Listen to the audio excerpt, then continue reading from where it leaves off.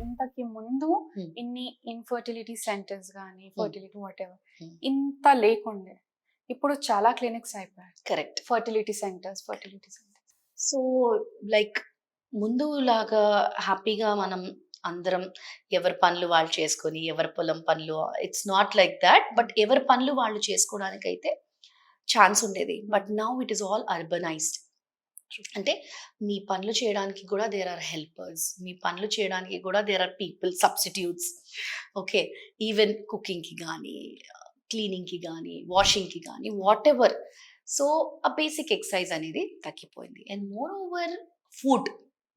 ఫుడ్‌కొస్తే we don't know అది pesticides ఉందా? అందులో పొల్యూషన్ ఎంత ఉంది? అది ఎక్కడి నుంచొస్తుంది? అది మోడిఫైడ్ ఫుడా? లేకపోతే న్యాచురల్ ఫుడా? ఎవరికీ తెలీదు. But we are just consuming it all through. Correct. And most importantly ఏంటి అంటే I think it's a way of evolution also. There are like 5, 6 billion people on this earth. So, ఎర్త్‌కి గూడా కొంచెం కష్టంగా ఉందేమో. That's what I feel. So, maybe this is like a process in evolution where fertility count నార్మల్‌గా on an average ఒక 15 years ముందు తీసుకుంటే 5 kids ఉండేవాళ్ళు. ఇప్పుడు చూసుకుంటే 1 ఆర్ 2 2. మ్యాక్స్.